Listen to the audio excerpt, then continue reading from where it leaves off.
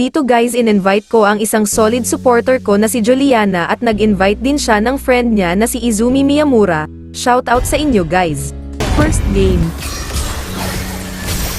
Dito early pa lang ay nagkakamakbakan na sa repolyo at na first blood ko si Sylvana dahil masyado siyang matapang at pinapasok na kami sa torre. Pagkakuha ko ng blue buff ko ay dumiretso ako sa XP lane dahil nahihirapan si Esmeralda at sakto doon din kasi nilito ang turtle at malapit na ito lumabas kaya dinalawan ko na. Dito guys habang kinukuha ko ang turtle ay binalak pang agawin ni Karina kaya pinauwi ko muna para siguradong sa atin na ang turtle. Dito binalak din ni Thomas manggulo kaya pinauwi ko na din. Dito guys nakukuha ko naman ang mga objectives at maayos naman mag-support mga kakampi ko.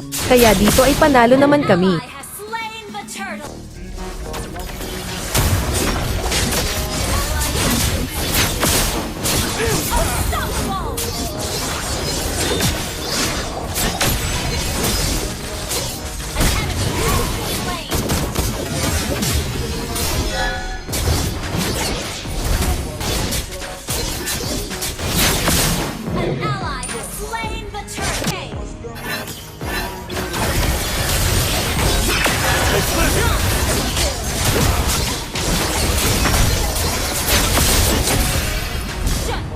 Your defeat is guaranteed.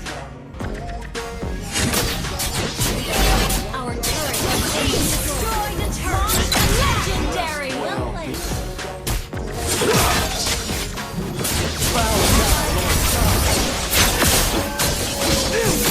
Legendary. Don't worry, you'll be remembered.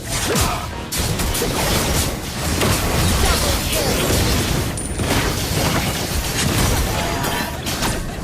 It's my time.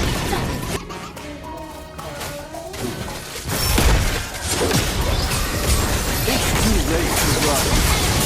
Double kill.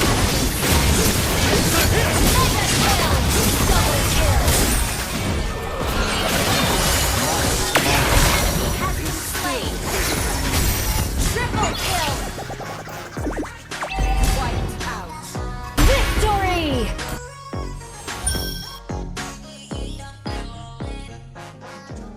Second game, nakatapat kami ng magagaling na kalaban at kahit anong pilit ko manalo ay hindi talaga kinaya. Dito ay na-wipe out kami at dito ay natalo kami.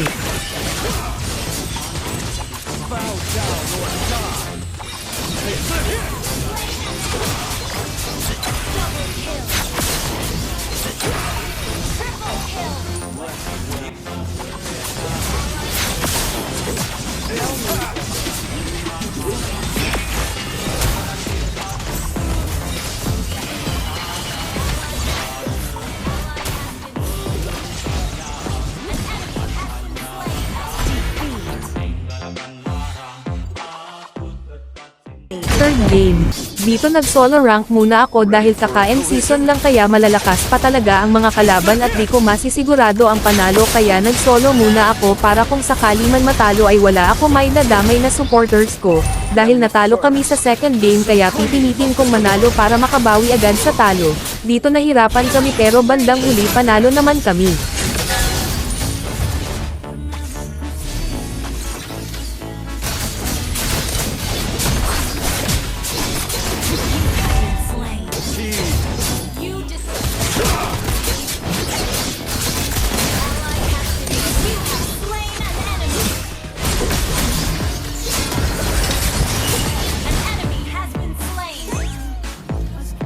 It's too late to run.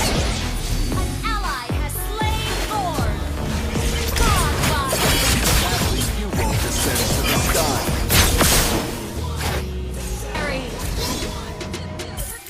Victory!